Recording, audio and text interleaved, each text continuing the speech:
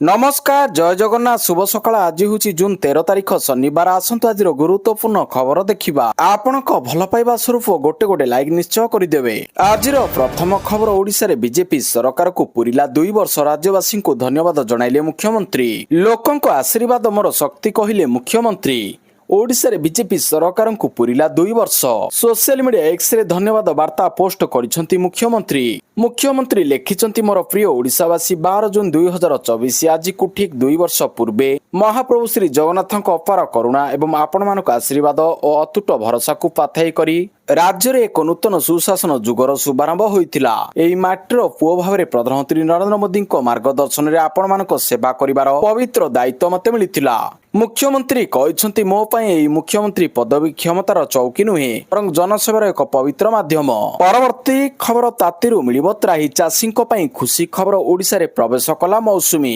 ओडिशा छुईला मौसुमी वायु राज्यवासींक पाई खुशी खबर दक्षिण पश्चिम मौसुमी वायु शुक्रवार ओडिशा छुईची। एने भुवनेश्वर पाणीपाग विभाग पक्षरु सूचना दिया जायछि। मौसुमी प्रभाव रे उत्तर ओडिशार किछि स्थान रे वर्षा हेबार संभावना रहिछि। जगतसिंहपुर केन्द्रापड़ा भद्रक बालेश्वर रे मौसुमी छुईची। मौसुमी आसीबा पूर्वरु मध्य राज्यर केतेक स्थान रे प्राक मौसुमी वर्षा हेउछि। आसंता 19 पर्यंत राज्यर विभिन्न जिल्ला रे सामान्यरु मध्यम धरणर वर्षा हेबानी पूर्वानुमान करा जायछि। एथर मौसुमी प्रवेश रे व्यतिक्रम देखिबाकू मिलिछि। दक्षिण ओडिशा परिवर्ते उत्तर ओडिशा देई ओडिशा छुईछि मौसुमी वायु। परवर्ती खबर मागणा रे केजी रु पीजी जाई पाठ पढ़ा। ओडिशा रे केजी रु पीजी जाई देवमुक्त शिक्षा घोषणा कले मुख्यमंत्री। मागणा रे केजी रु पीजी जाई पाठ पढ़िबाकू सुजोग मिलिबो। आर्थिक अनग्रसर पिलामानंकु एई सुविधा मिलिबो। एने मुख्यमंत्री मोहन चरण माझी बीजेपी सरकार 2 वर्ष पूर्ति अवसर रे अनुष्ठित सांबादिक सम्मेलन रे घोषणा करिसंती। केजी रु पीजी जाई पाठ पढ़िबाकू आउ कोनोसी देय देबाकू पड़िबो नाही। परवर्ती खबर गाड़ी पिछा सर्वाधिक मिलिबो 200 लिटर डीजेल। डीजेल बिक्री कटकणा गाड़ी पिछा सर्वाधिक 200 लिटर। मध्यप्राच्य युद्ध प्रभाव रे तेल जोगाण गुरुतर प्रभावित होइछि। परिस्थिति को नजर रखी तेल कंपनी गुड़िक डीजेल बिक्री उपरे कटकणा लगाइछंती। पेट्रोल पंप रे गाड़ी पिछा किंबा ग्राहक पिछा 200 लिटर अधिक डीजेल बिक्री हेबो नाही। शिल्प कारखाना गुड़िकर गाड़ी आसी पेट्रोल पंप रु डीजेल पकाउथिबा जणा पड़िबा परे भली कटकणा लगा जाइछि। अभाव भली स्थिति एड़ेबा पई एई कठोर पदक्षेप ग्रहण करा जाइछि। परवर्ती खबर एकाथर के मिलिबो 3 मासर भत्ता।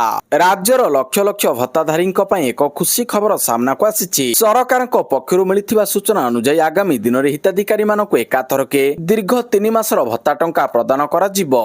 एई निष्पत्ति फल राज्यर वृद्ध वृद्धा विधवा एवं भिन्नक्षम माने विशेष भाव में उपकृत हेबे। प्रशासनिक स्तर रे एथिपाई समस्त प्रस्तुति चूड़ांत पर्याय रे पहुंचिछि। साधारणतः प्रति मासरे भत्ता प्रदान करा जाउथिबा बेले केतेक वैषयिक त्रुटि एवं बजेट व्यवस्था जोगु गत किछि मासर भत्ता बाकी रहितिला। एहाकु दृष्टि रखी सरकार समस्त बकेया राशि को एका संगरे मंजूर करिसंती। जेउ हिताधिकारी माने नियमित भाव में मधुबाबू पेंशन योजना किंबा जातीय सामाजिक सहायता कार्यक्रम एनएसएपी माध्यम रे सहायता पाउथिले सेमानक बैंक अकाउंट को सीधा सड़क डीबीटी माध्यम रे अर्थ पठा जिवो। परवर्ती खबर श्रीलंका को हराइला वेस्टइंडीज। प्रथम टी20 रे श्रीलंका को हराइला वेस्टइंडीज। वेस्टइंडीज गस्तरे थिबा श्रीलंका क्रिकेट दल अभियान पराजयरु आरंभ होइछि। 3 मैच विशिष्ट टी20 श्रृंखलार प्रथम मैच रे घरोई दल 7 विकेट भ्रमणकारी दल को परास्त करिछि। टॉस जीति प्रथमे बैटिंग करथिबा श्रीलंका 9 विकेट हराई 147 रन करथिला। श्रीलंका पक्षरु कामिंदु मेंडिज 51, अधिनायक कुशल मेंडिज 36, दसुन श्रीलंका 22 और प्रथम निशंक 18 केवल 2 अंक छुईथिले।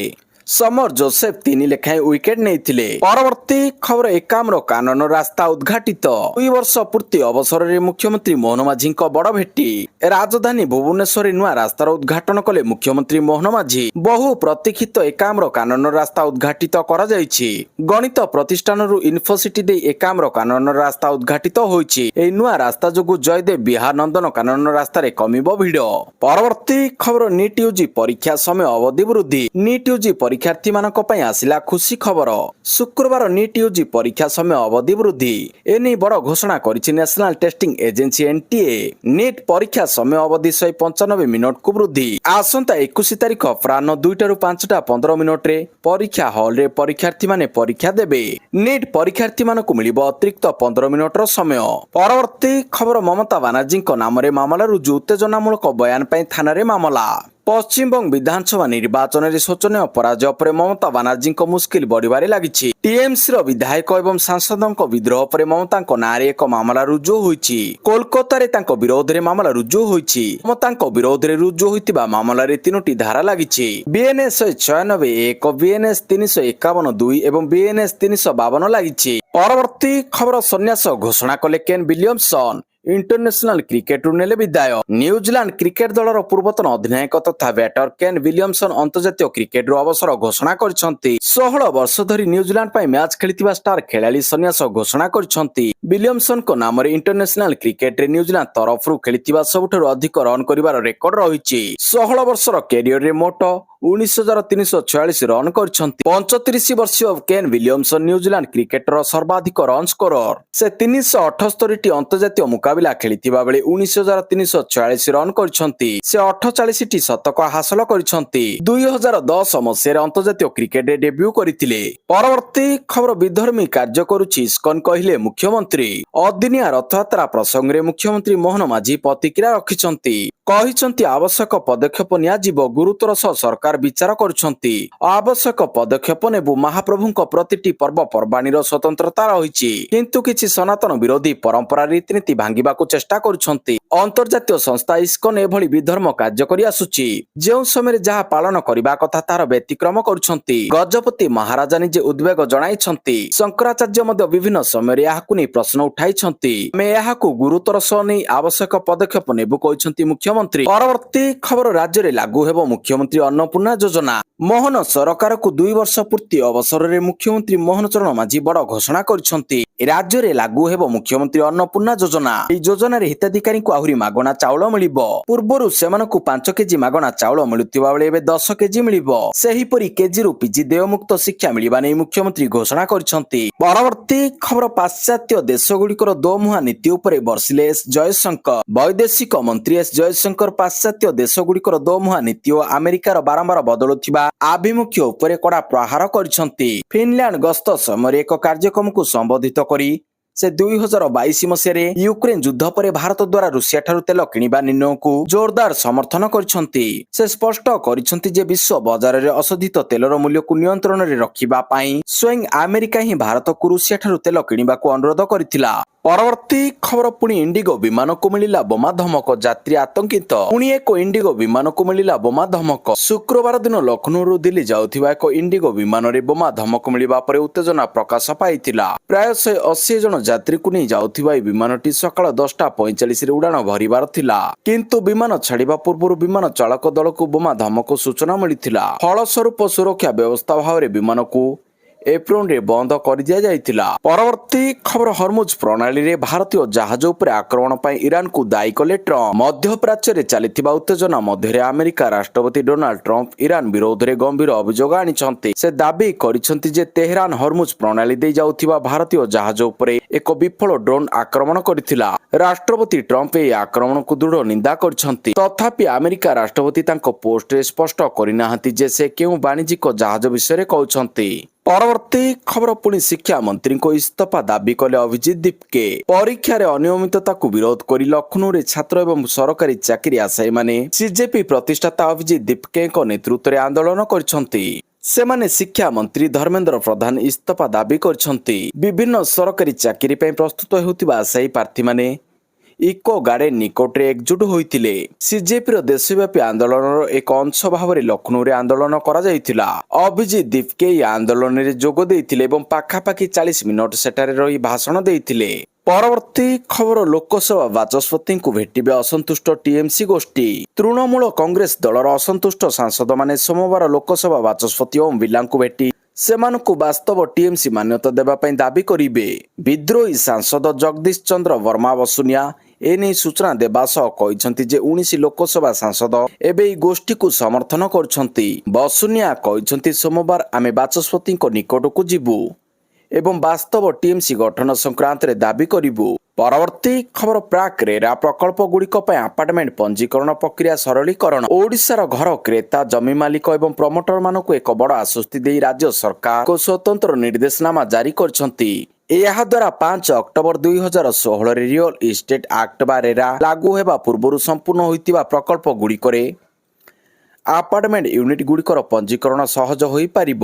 ଏହି ନିଷ୍ପତ୍ତି ସମ୍ପର୍କରେ ସୂଚନା ଦେଇ ଗୃହ ନିର୍ମାଣ ଓ ନଗର ଉନ୍ନୟନ ମନ୍ତ୍ରୀ ଡକ୍ଟର କୃଷ୍ଣ ଚନ୍ଦ୍ର ମହାପାତ୍ର କହିଛନ୍ତି ଯେ ପୁରୁଣା ଆପାର୍ଟମେଣ୍ଟ ପ୍ରକଳ୍ପ ଗୁଡ଼ିକରେ କ୍ରେତା ଏବଂ ଅଂଶୀଦାରମାନେ ସାମ୍ନା କରୁଥିବା ଦୀର୍ଘ ଦିନର ପଞ୍ଜୀକରଣ ସମସ୍ୟାର ସମାଧାନ କରିବା ଏହି ପଦକ୍ଷେପର ମୁଖ୍ୟ ଉଦ୍ଦେଶ୍ୟ। ପରବର୍ତ୍ତୀ ଖବର ଗିନିଜ୍ ୱାର୍ଲଡ ରେକର୍ଡ ପାଇଁ ଗଣ ଯୋଗ ଅଭିଯାନରେ ସାମିଲ ହେବାକୁ ଓଡ଼ିଶାବାସୀଙ୍କୁ ସ୍ୱାସ୍ଥ୍ୟ ମନ୍ତ୍ରୀଙ୍କ ଆହ୍ୱାନ। ଅନ୍ତର୍ଜାତୀୟ ଯୋଗ ଦିବସ 2026 ଅବସରରେ ଭାରତ ସରକାରଙ୍କ ଆୟୁଷ ମନ୍ତ୍ରାଳୟ ପକ୍ଷରୁ ଆୟୋଜିତ ଗିନିଜ୍ ୱାର୍ଲଡ ରେକର୍ଡ ପାଇଁ ଗଣ ଯୋଗ ଅଭିଯାନରେ ସକ୍ରିୟ ଭାବରେ ଅଂଶଗ୍ରହଣ କରିବାକୁ ଓଡ଼ିଶାର ସ୍ୱାସ୍ଥ୍ୟ ଓ ପରିବାର କଲ୍ୟାଣ ମନ୍ତ୍ରୀ ଡକ୍ଟର ମୁକେଶ ମହାଲିଙ୍ଗ ରାଜ୍ୟବାସୀଙ୍କୁ ଆହ୍ୱାନ କରିଛନ୍ତି। ମନ୍ତ୍ରୀ ତାଙ୍କ ବାର୍ତ୍ତାରେ କହିଛନ୍ତି ଯେ ପ୍ରଧାନମନ୍ତ୍ରୀ ନରେନ୍ଦ୍ର ମୋଦୀଙ୍କ ଦୂରଦର୍ଶୀ ନେତୃତ୍ୱ ଏବଂ ଉଦ୍ୟମ ଫଳରେ ଯୋଗ ଆଜି ବିଶ୍ୱବ୍ୟାପୀ ଏକ ସ୍ୱାସ୍ଥ୍ୟ ଆନ୍ଦୋଳନରେ ପରିଣତ ହୋଇଛି। ପରବର୍ତ୍ତୀ ଖବର 15 ଜୁନରୁ ରାଜ୍ୟରେ ମହିଳାମାନଙ୍କ ପାଇଁ ବସ୍ ଯାତ୍ରା ଫ୍ରି। ଛାତ୍ରୀଙ୍କ ଠାରୁ କର୍ମଜୀବୀ ମହିଳା ସମସ୍ତେ ମାଗଣାରେ ଯିବେ। କେରଳ ସରକାର ମହିଳାମାନଙ୍କ ପାଇଁ ଏକ ବଡ଼ ଘୋଷଣା କରିଛନ୍ତି। ଆସନ୍ତା ଜୁନ 15 ତାରିଖରୁ ରାଜ୍ୟରେ ପ୍ରିୟଦର୍ଶିନୀ ଯୋଜନା ଆରମ୍ଭ ହେବାକୁ ଯାଉଛି। ଏହି ଯୋଜନା ଅଧୀନରେ ରାଜ୍ୟର ସମସ୍ତ ମହିଳା କେରଳ ରାଜ୍ୟ ସଡ଼କ ପରିବହନ ନିଗମର ସାଧାରଣ ବସ୍ ଗୁଡ଼ିକରେ ମାଗଣାରେ ଯାତ୍ରା କରିପାରିବେ। ଏହି ସୁବିଧା ପାଇଁ କୌଣସି ବୟସ ସୀମା ରଖାଯାଇ ନାହିଁ। ଛାତ୍ରୀ, କାର୍ଯ୍ୟରତ ମହିଳା, ବରିଷ୍ଠ ନାଗରିକ ଏବଂ ଦୈନିକ ଯାତ୍ରୀ ସମେତ ରାଜ୍ୟର ସମସ୍ତ ମହିଳା ଏହି ମାଗଣା ଯାତ୍ରାର ଲାଭ ଉଠାଇ ପାରିବେ। ପରବର୍ତ୍ତୀ ଖବର ବଢିଲା ମୁଦ୍ରାସ୍ଫୀତି ହାର, ପୁଣି ମହଙ୍ଗା ହେବ ଖାଦ୍ୟ ପଦାର୍ଥ। ଦେଶରେ ଖାଦ୍ୟ ପଦାର୍ଥର ଦାମ ମେ ମାସରୁ ବୃଦ୍ଧି ପାଇଛି। ଖୁଚୁରା ମୁଦ୍ରାସ୍ଫୀତି ହାର ମେ ମାସରେ ବଢି 3.93%ରେ ପହଞ୍ଚିଛି। ଏପ୍ରିଲ ମାସରେ ଏହି ହାର 3.48% ଥିଲା। ତେବେ ମୁଦ୍ରାସ୍ଫୀତି ହାର ଭାରତୀୟ ରିଜର୍ଭ ବ୍ୟାଙ୍କ ନିର୍ଦ୍ଧାରିତ 4% ଲକ୍ଷ୍ୟଠାରୁ ତଳେ ରହିଛି। ଲଗାତାର 16ତମ ମାସ ପାଇଁ ମୁଦ୍ରାସ୍ଫୀତି ହାର ଆରବିଆଇର ଲକ୍ଷ୍ୟ ସୀମା ଭିତରେ ରହିଛି। ବିଶେଷଜ୍ଞମାନଙ୍କ କହିବା ଅନୁସାରେ ଅଶୋଧିତ ତୈଳ ଦର ବୃଦ୍ଧି ଏବଂ ଇରାନ ସମ୍ବନ୍ଧୀୟ ଯୁଦ୍ଧ ପରିସ୍ଥିତି କାରଣରୁ ମୁଦ୍ରାସ୍ଫୀତି ବଢିଛି। ପରବର୍ତ୍ତୀ ଖବର ସୋଆ ଏସଏଚଏମ୍ ପକ୍ଷରୁ ରଜ ପିଠା ପ୍ରତିଯୋଗିତା ଆୟୋଜିତ। ଓଡ଼ିଶାର ଗଣପର୍ବ ରଜ ଉପଲକ୍ଷେ ଶିକ୍ଷା ଅନୁସନ୍ଧାନ ସୋଆ ପରିଚାଳିତ school of hotel management SHM ପକ୍ଷରୁ ଶୁକ୍ରବାର ରଜ ପିଠା ପ୍ରତିଯୋଗିତା ଆୟୋଜିତ କରାଯାଇଛି। ଏହି ପ୍ରତିଯୋଗିତାରେ 18 ବର୍ଷରୁ ଉର୍ଦ୍ଧ୍ୱ ଯୁବତୀ ଓ ମହିଳାମାନେ ପ୍ରସ୍ତୁତ କରି ଆଣିଥିବା ବିଭିନ୍ନ ପ୍ରକାର ପିଠା ପ୍ରଦର୍ଶିତ ହୋଇଥିଲା। ପ୍ରାୟ 30 ଜଣ ପ୍ରତିଯୋଗୀ ଏହି ପ୍ରତିଯୋଗିତାରେ ଭାଗ ନେଇଥିଲେ। ପରବର୍ତ୍ତୀ ଖବର ଜୁନ 15ରେ ବନ୍ଦ ରହିବ ଅଭିଯୋଗ ଶୁଣାଣି। ଆସନ୍ତା ସୋମବାର ଜୁନ 15 ତାରିଖରେ ମୁଖ୍ୟମନ୍ତ୍ରୀଙ୍କ ଜନ ଅଭିଯୋଗ ଶୁଣାଣି କାର୍ଯ୍ୟକ୍ରମ ବନ୍ଦ ରହିବ। ସରକାରୀ ଛୁଟି ଦିବସ ଯୋଗୁଁ ଆସନ୍ତା 15ରେ ମୁଖ୍ୟମନ୍ତ୍ରୀଙ୍କ ଜନ ଅଭିଯୋଗ ଶୁଣାଣି ବନ୍ଦ ରହିବ। ତେବେ ପରବର୍ତ୍ତୀ ଅଭିଯୋଗ ଶୁଣାଣିର ତାରିଖ ଜନସାଧାରଣଙ୍କୁ ଗଣମାଧ୍ୟମ ଜରିଆରେ ଜଣାଇ ଦିଆଯିବ। ଏହି ସମ୍ପର୍କରେ ସାଧାରଣ ପ୍ରଶାସନ ଓ ସାଧାରଣ ଅଭିଯୋଗ ବିଭାଗ ପକ୍ଷରୁ ସୂଚନା ଦିଆଯାଇଛି।